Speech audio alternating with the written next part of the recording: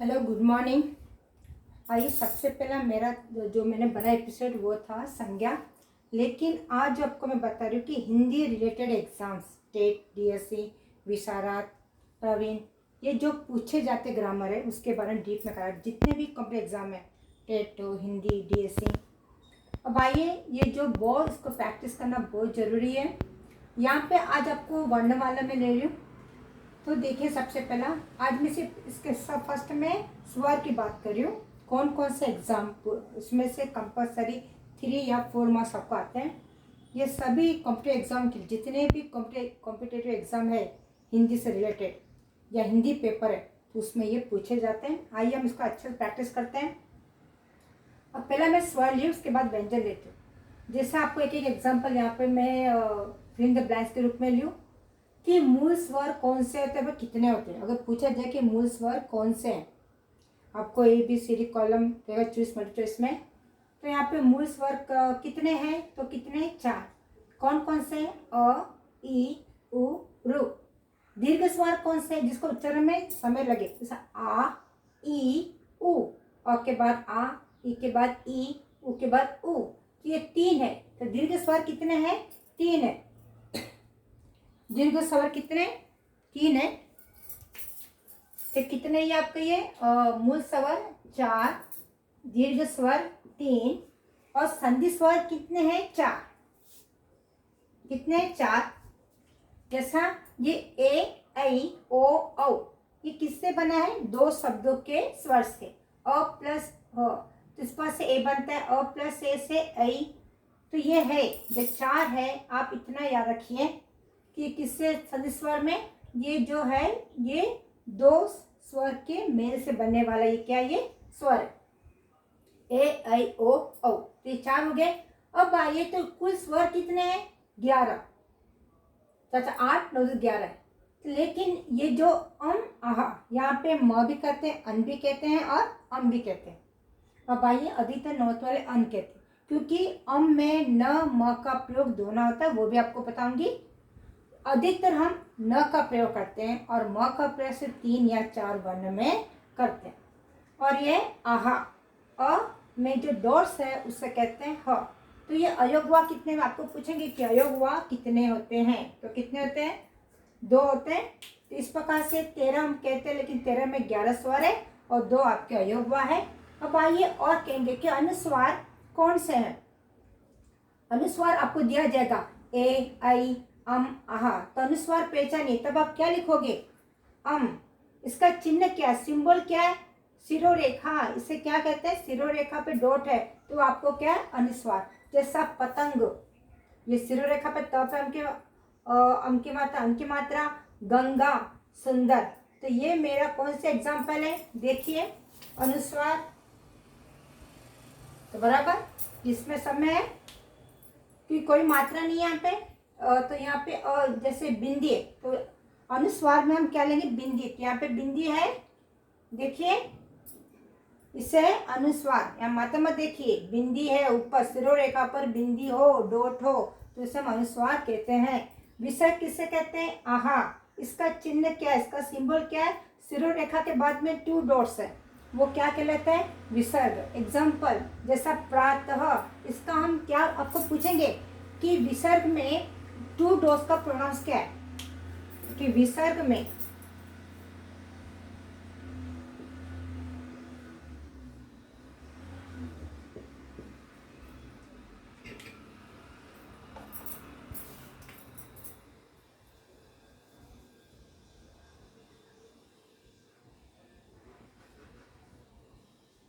विसर्ग में जो 2 डॉट्स है उसका किस वर्ण का प्रोनाउंस क्या है? विसर्ग में 2 डॉट्स का किस वर्ण,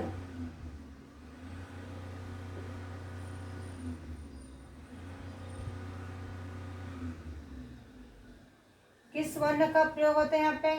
उच्चारण, प्रयोग, उच्चारण हो। तो आपको ये एग्जाम में पूछे जा सकते हैं कि विसर्ग में 2 डॉट्स का किस वर्ण का प्रयोग होता है, उच्चारण करते हैं। तो ह का उच्चारण, ये याद है। ये छोटे छोटे बहुत काम के हैं, तो आज इसको डीप में समझा रही हूँ वर्णमाला में।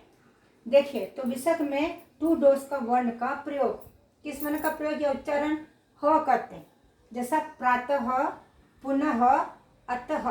क्या ये अतः, इसका लिखते समय ड संगे और प्रोनाउंस करेंगे ह। अब आइए अनुनासिक, अनुनासिक या चंद्र बिंदु। अनुनासिक का दूसरा नाम क्या है? चंद्र बिंदु। चंद्र बिंदु दूसरा नाम क्या? अनुनासिक। अनुनासिक मतलब नाक से, नाक से। अब भाई इसका है क्या है?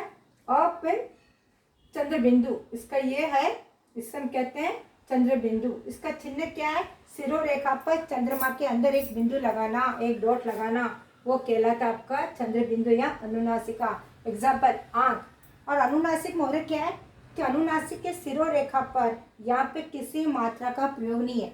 चंद्र बिंदु है, यहाँ पे कोई दूसरी मात्रा है, ए की मात्रा, ऐ की मात्रा है, ओ किसकी मात्रा नहीं, ऊपर की बात करें, सिरोरेखा के ऊपर। देखिए यहाँ पे किसकी मात्रा नहीं है, इसके बाजू में है, यहाँ पर बाजू में नहीं, चंद्र बिंदु के ऊपर, सिरोरेखा के ऊपर चंद्र बिंदु के वहां पर किसी की मात्रा रहती नहीं है। आंख, चांद, हंसी। और इसका क्या होता है? न का प्रनाश, नाक से न, आंख न से, और न, चांद न, और प्लस नाक का साउंड।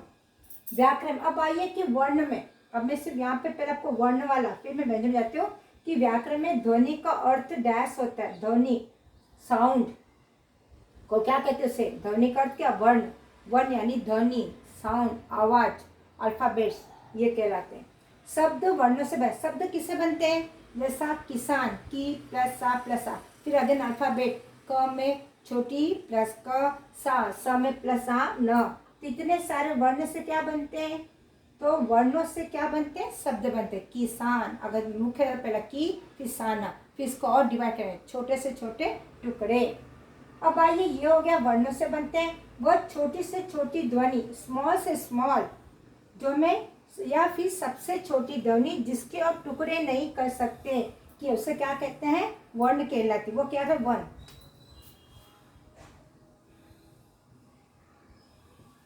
अब देखिए किसान ले ली, तो सबसे पहले यहाँ पे क्या है? छोटी की मात्रा है, फिर क, ये हो गया, फिर सा, तो स, इसमें प्लस कौन सा है? आ प्लस न। तो यहाँ पे कोई भी नहीं है, तो देखो ये किसान है, ये मेरा शब्द है, ये वर्णों से बना है। किसाना, तो की को मैं फिर डिवाइड करूंगी, इस पर कौन सी मात्रा है? छोटी की मात्रा है। फिर क, ये व्यंजन है, तो यहाँ पे हलंत हो गया, प्लस सा, स में प्लस आ, क्योंकि इसका कोई व्यंजन है, तो व्यंजन को डिवाइड नहीं, वही लास्ट है। स्वर के आ से लेकर आपके कौन सा उ तक, और ये अयोग हुआ। तो फिर में न, तो न के नीचे हलंत, क्योंकि व्यंजन में यहाँ पे यही लास्ट है, तो इस प्रकार से इसका और डिवाइड कर सकते नहीं, तो ये लास्ट है। तो इस प्रकार से स्वर व्यंजन, तो देखिए वो छोटी छोटी ध्वनि, साउंड, जिसके और टुकड़े, इसके मैं और टुकड़े नहीं कर सकती हूँ, तो नहीं किए जा सकते या नहीं कर सकते, वो क्या? वर्ण कहलाती है। ये हो गए इसके 3, 1 2 3। अब चौथा देखिए कि वर्णों के समूह, ये वर्ण है, आ से लेकर क, श, य, ल, व, शेष, श, ये वर्ण है। तो वर्णों के समूह, ग्रुप को, वर्ण मतलब एक, जैसे कोई भी एक ले लूँ, अ ले लूँ, हो गया, तो ये है, ये क, व्यंजन में क ले लूँ, क्योंकि वर्ण किससे बनते हैं? स्वर और व्यंजन। स्वर और व्यंजन क्या बनते हैं? हमारे ये वर्ण बनते हैं। तो देखिए इस प्रकार से वर्णों के समूह, वर्ण के ग्रुप को हम क्या कहते हैं? वर्णमाला कहते हैं। अब देखिए वर्ण है, तो इसमें और एक एग्जाम्पल कि वर्ण के कितने भेद हैं? वर्ण के कितने भेद हैं? 2 भेद है। भेद यानी प्रकार। वर्ण के कितने भेद हैं? 2 भेद है। कितने भेद है? 2। कौन सा है? स्वर और व्यंजन। स्वर और व्यंजन। तो देखिए इस प्रकार से, ये बहुत है आसान नहीं है इतना। यहाँ पे अधिकतर हम गलती करते हैं और हमारे मार्क्स यहाँ पे कम हो जाते हैं। तो ये फर्स्ट बेसिक्स है, मैंने संज्ञा स्टार्ट करी, लेकिन अब मैं अभी तो ऑनलाइन स्कूल स्टार्ट होने वाले हैं, इसलिए जहाँ पे हम 10th 9th सभी क्लास पढ़ाते हैं। तो ये चलो तब तक मैं क्या करती हूँ, ऑफलाइन जब स्कूल में स्टार्ट होगा तो तब मैं लेसन्स लूँगी, लेकिन इसके पहले जो मेरे टॉपिक्स छूट गए हैं, जो हिंदी एग्ज़ाम जितने रिलेटेड है, कॉम्पिटिटिव एग्ज़ाम्स में हिंदी पेपर जो भी आते हैं, टेट है, विशारद है, प्रवीण है, ये छोटी छोटी आप गलती करते हैं, आपके मार्क्स कम होते हैं। तो यहाँ पर मैं इसको और परफेक्ट कराऊंगी आपको। वर्णमाला के अंतर्गत कौन कौन से, ओके। तो वर्ण के कितने भेद है? 2 भेद है, स्वर और व्यंजन। तो ये भी पूछे कि वर्ण के कितने भेद है? 2 भेद है। कौन से है? स्वर और व्यंजन। तो इस प्रकार से ये मैंने अभी आपको सिर्फ क्या कंप्लीट करी? सिर्फ स्वर कंप्लीट करी। इसके बाद हम करेंगे व्यंजन, वो बहुत डीप है, लेकिन अब धीरे धीरे इसका प्रैक्टिस करना, अच्छी तरह से प्रैक्टिस कीजिए। है बहुत आसान, लेकिन इसको प्रैक्टिस बहुत जरूरी है। किसी भी फॉर्म में पूछ सकते हैं कि सब व्याकरण में ध्वनि का अर्थ क्या है? वर्ण। शब्द किससे बनते हैं? वर्ण बनते हैं। छोटी छोटी ध्वनि क्या कहलाती है? और जिसको हम और टुकड़े नहीं कर सकते वो भी क्या कहलाती है? वर्ण। फिर वर्णमाला क्या है? वर्णों के समूह को वर्णमाला। विसर्ग जो 2 डॉट्स है उसका उच्चारण क्या है? किस वर्ण का प्रयोग, तो किस वर्ण में करते हैं हम यहाँ पर? ह का। इस प्रकार से यह है स्वर, वर्ण व स्वर। अब हम करेंगे व्यंजन। नेक्स्ट क्या करेंगे? व्यंजन।